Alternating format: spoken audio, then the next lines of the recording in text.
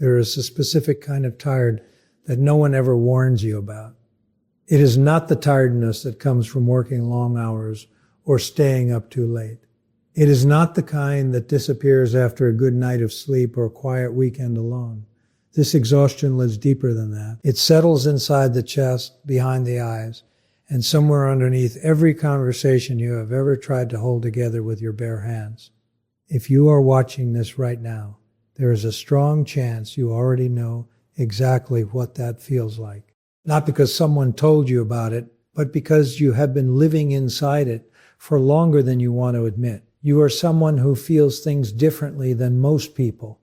When someone walks into the room carrying pain, you sense it before they say a single word. When someone is hurting, your body responds as if you are hurting too. When there is tension in the air, you absorb it. And when someone you care about is struggling, you do not just want to help. You feel a deep, almost physical pull to fix it, to carry it, to take whatever weight they are holding and add it to your own. For most of your life, you have probably thought of this as just who you are. A kind person, a caring person, someone who loves deeply and gives freely. But here is what no one told you. That same quality, the one that makes you extraordinary, the one that allows you to sit with someone in their darkest moment and make them feel truly understood, that quality has a cost. And when you spend years, sometimes decades, giving your emotional energy to people who never gave it back, something begins to change inside you. Not loudly, not all at once, but slowly, quietly, in ways you might not even notice until one day you look inside yourself and realize that the person looking back feels different than the person you used to be. This video is about that change, not just what it feels like, but what it actually means. Because what happens inside an empath who has been hurt too many times is not simply sadness or bitterness or burnout. It is something far more complex. It is a transformation, and understanding it, truly understanding every stage of what you have been moving through, might be the most important thing you do for yourself today. Let us start at the beginning. Not at the moment the hurt started, but before it. Back when your empathy felt like a gift with no strings attached. Back when you believed with your whole heart that loving someone deeply and understanding their pain was always enough. You listened when others could not. You stayed when others left. You gave second chances and third ones, and sometimes so many chances that you lost count. Not because you were weak, but because you genuinely believed in people. Because you could see their potential even when they could not see it themselves. Because somewhere inside you, there was always this quiet hope that if you just gave a little more, tried a little harder, loved a little deeper, things would become what you always believed they could be. And in that space, that beautiful, painful space between who someone was and who you believed they could become, you poured yourself. You adjusted your words to avoid conflict. You swallowed your feelings to keep the peace. You apologized first even when you were not at fault, because the silence afterward was more unbearable than the apology itself. You told yourself this was love. You told yourself this was patience. What you did not realize was that it was also the beginning of a slow, invisible erosion. Because every time you absorbed someone else's emotional chaos and called it love, a small piece of your own emotional foundation cracked. Every time you silenced your own needs in order to tend to someone else's, your nervous system quietly registered the imbalance. Every time you extended understanding to someone who gave you none in return, your body and mind were keeping score even when you were not. And the score, after years and years of this, became something your inner world could no longer carry without consequence. The first sign was not dramatic. It rarely is for empaths. It was simply a feeling, a heaviness that would not lift, a low hum of exhaustion that sat just beneath the surface of every normal day. You could still function, you could still show up, still smile, still listen when someone needed you, But there was something missing from it now. A lightness that used to be there. A genuine enthusiasm for giving that had quietly been replaced by something that felt more like obligation, more like fear of what would happen if you stopped. You probably ignored that feeling at first. You told yourself you were just tired, that things would get better, that you just needed a vacation or a good conversation or one person to finally ask how you were doing and actually wait for the answer. But the feeling did not go away. It grew. Not all at once, but the way water erodes stone, slowly and visibly, until one day you look and realize the shape of everything has changed. And that is where the real story begins. Not in the hurt itself, but in what the hurt started building inside you without your permission.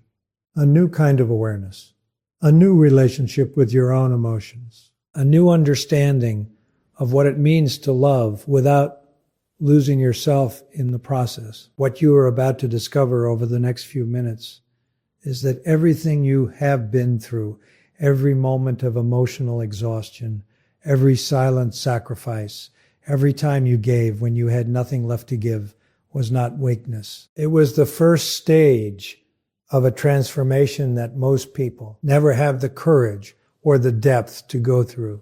You are not broken. You are becoming. There is a moment that happens inside every empath who has been hurt enough times. It does not announce itself. There is no dramatic realization, no single conversation that changes everything, no morning where you wake up and suddenly see the world differently. It comes quietly, the way dawn comes, so gradually that you cannot point to the exact second when the darkness became light. But at some point something shifts, and once it shifts, it cannot shift back. For a long time before this moment, your attention moved in one direction, outward, toward others, toward their feelings, their needs, their struggles, their moods. You were extraordinarily skilled at reading the people around you. You could sense when someone was pulling away before they said a word. You could feel the weight of unspoken tension in a room full of smiling faces. You knew when an apology was not genuine, when affection was being performed rather than felt, when someone was present in body but completely absent in every way that mattered. Your emotional radar was finely tuned, precise, and almost always accurate. But here's what is deeply painful about that gift.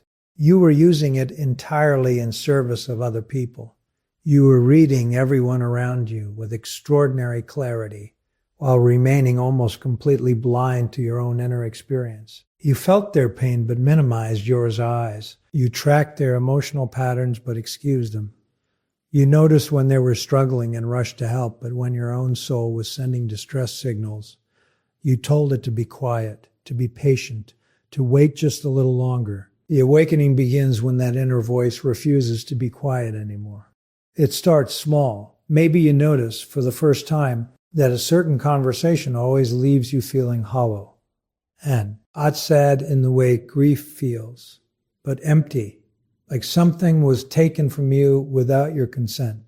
Maybe you start paying attention to the way your body feels after spending time with certain people, the tightness in your shoulders, the sudden fatigue that descends like a curtain the moment you step away from them, the way you need hours, sometimes an entire day, to feel like yourself again after an interaction that lasted 20 minutes.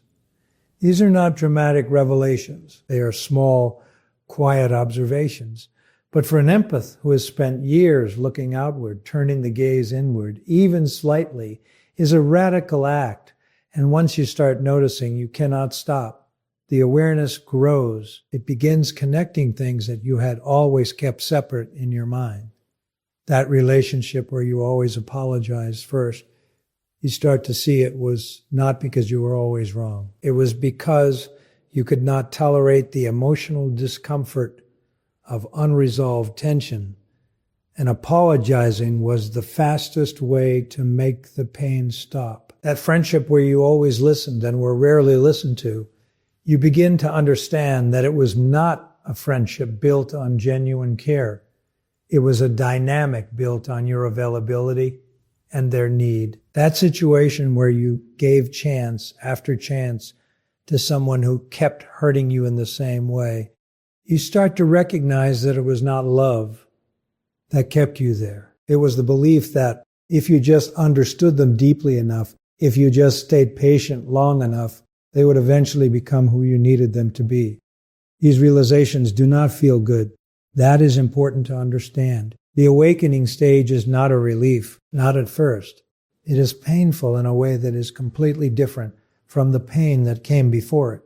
Before, you were hurting because of what others did to you. Now you're hurting because of what you are seeing clearly, perhaps for the first time. And what you are seeing is a pattern, a long, exhausting, deeply personal pattern that you participated in, not because you were foolish or weak, but because your empathy, your extraordinary capacity for understanding others, was never balanced with an equal understanding of yourself. This is the stage where many empaths experience a complicated kind of grief. You grieve the relationships that were never what you believed them to be. You grieve the years you spent waiting for people to show up for you the way you always showed up for them. You grieve the version of yourself who kept giving, kept hoping, kept believing, while quietly running on empty. And sometimes, underneath all of that grief, there is something even harder to sit with. Anger, not the loud, explosive kind, the quiet kind, the kind that lives in the body, the kind that surfaces at unexpected moments and catches you completely off guard because you spent so long convincing yourself that you were not allowed to feel it. That anger is not something to be afraid of. It is information. It is your inner world finally telling you the truth about what happened, the truth that has been holding back for years because you were not ready to hear it. And the fact that you can feel it now, the fact that it is rising rather than hiding, means something important. It means you are ready. Because here's what the awakening really is. It is not simply the moment you realize you have been hurt. It is the moment you begin to understand your own value clearly enough to recognize that the hurt was never acceptable in the first place. It is the moment your emotional intelligence, which was always extraordinary, begins turning its full power inward toward you, toward your needs, toward your patterns, toward the beliefs you carried about love and what it requires of you that were never actually true. You begin asking questions you never allowed yourself to ask before. Not why did they hurt me, but why did I keep accepting it? Not what is wrong with them, but what did I believe about myself that made me think I had to earn love through endless sacrifice? Not how do I fix this relationship, but does this relationship deserve to be fixed? Or does it simply need to be understood and released? These questions are the beginning of everything. They are uncomfortable, yes. They require a kind of honest self-examination that most people spend their entire lives avoiding. But you are not most people. You never were. And the very sensitivity that made you vulnerable to being hurt repeatedly is the same sensitivity that will now make your self-awareness deeper, more nuanced, and more transformative than anything most people will ever experience. The empath who is waking up is not becoming harder. They are becoming clearer. And clarity, even when it is painful, is always the first step towards something better. There is a war that happens inside an empath before they ever set a single boundary. It is not the kind of war that others can see. From the outside, everything might look the same. You are still showing up, still responding, still being kind, still being available, still being the person everyone has always counted on you to be. But inside, something is fighting. Two parts of you that have never been in direct conflict before are now pulling in completely opposite directions, and the tension between them is unlike anything you have ever felt. One part of you is familiar. It is the part that has always led, the part that believes at its very core that love means availability, that caring for someone means never turning them away, that being a good person means putting others first, always, without condition, without limit, without complaint. This part of you does not see itself as self-destructive. It sees itself as virtuous. It genuinely believes that the more you give, the more you love. And it has evidence, years and years of behavior that seems to support that belief, to defend itself with.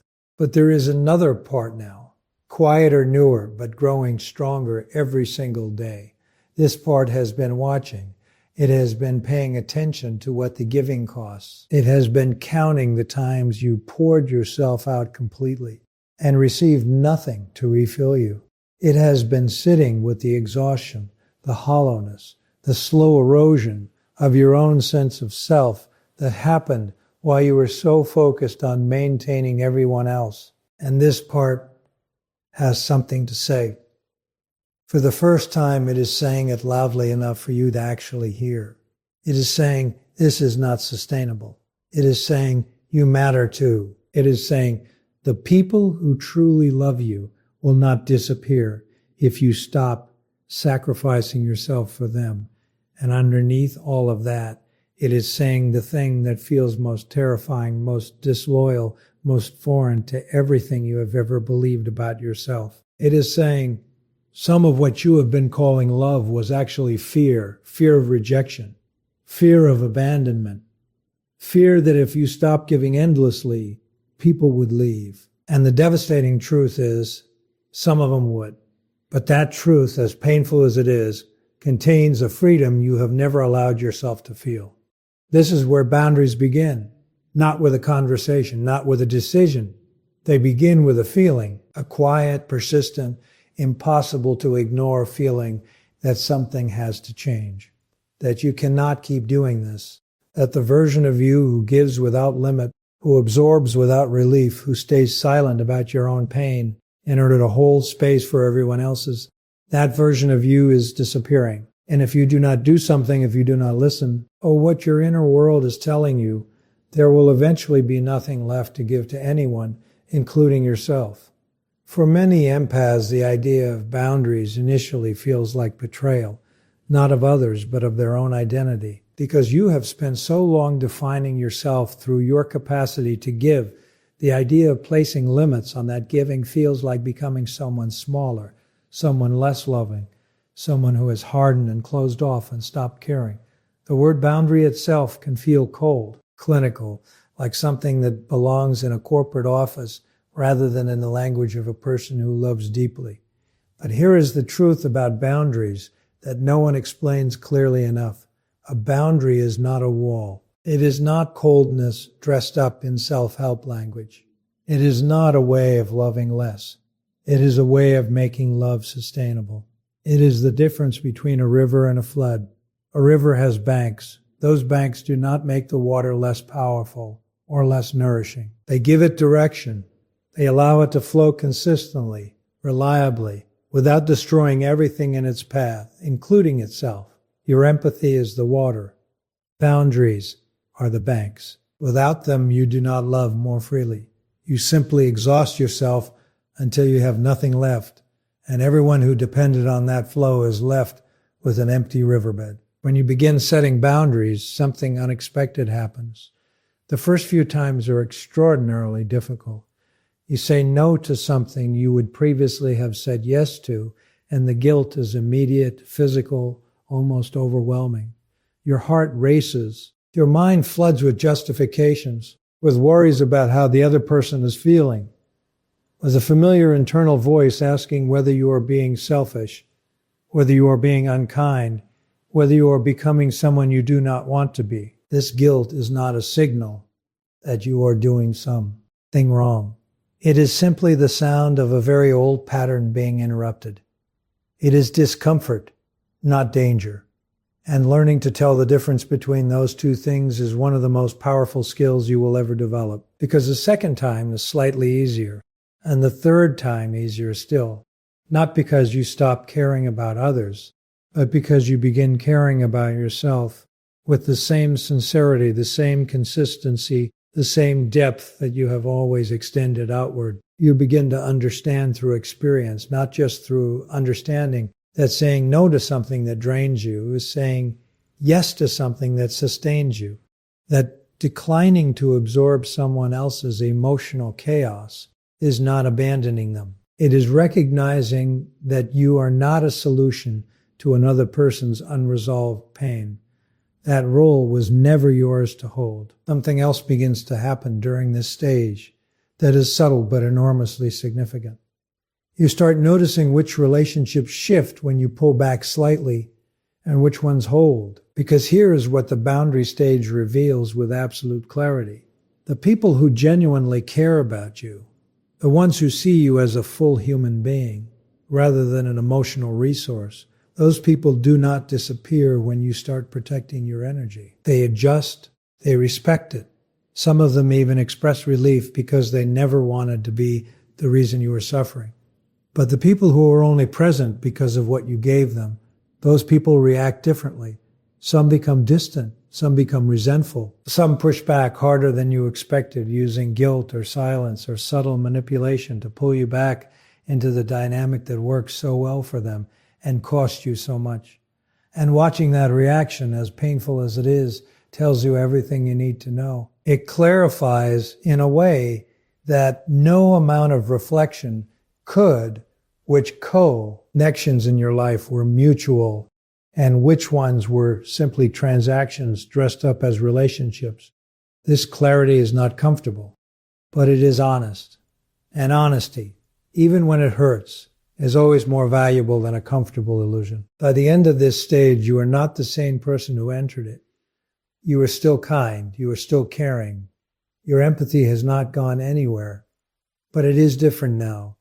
It has a foundation beneath it that was never there before. A foundation made of self-respect, self-awareness, and the hard-won understanding that your emotional energy is not infinite resource to be consumed by anyone who reaches for it. It is something precious, something worth protecting. And protecting it is not a betrayal of who you are. It is the most honest expression of who you are becoming. There is a version of you on the other side of all of this that you may not be able to fully imagine yet. And that is completely understandable. When you have spent years in the middle of the storm, it is almost impossible to picture what stillness actually feels like. When you have lived so long inside the exhaustion, the self-doubt, the constant giving, and the quiet grief of never receiving in equal measure, the idea of arriving somewhere peaceful can feel more like a fantasy than a real destination. But it is real, and the fact that you are still here, still watching, still willing to look honestly at your own inner world, rather than turning away from it, is proof that you are already closer to it than you think. The final stage of this transformation does not arrive with fanfare. There is no single moment where everything clicks into place and the pain disappears and you suddenly feel completely whole. That is not how deep inner change works. What actually happens is quieter than that, more gradual. You begin to notice one ordinary day that something feels different, not dramatically different, but different in the way that matters most. You realize that a situation that would have consumed you for days no longer has the same grip. Someone says something unkind, and instead of immediately absorbing it, turning it inward, and spending hours examining what you did wrong, you simply observe it. You feel it, yes, because you are still an empath, and you will always feel things deeply. But you do not drown in it. You feel it, and then you let it pass through, rather than taking up permanent residence inside you. This is what emotional strength actually looks like for an empath. Not the absence of feeling, not a hardened exterior or carefully constructed wall between yourself and the world. It is the ability to feel fully without losing yourself in the feeling. It is the difference between being moved by something and being swept away by it. And arriving at that place, that steady, grounded, quietly powerful place, is the result of everything you have walked through. Every painful realization, every difficult boundary, every moment you chose your own well-being over the temporary comfort of keeping the peace. All of it was building something inside you, something that is only now becoming fully visible.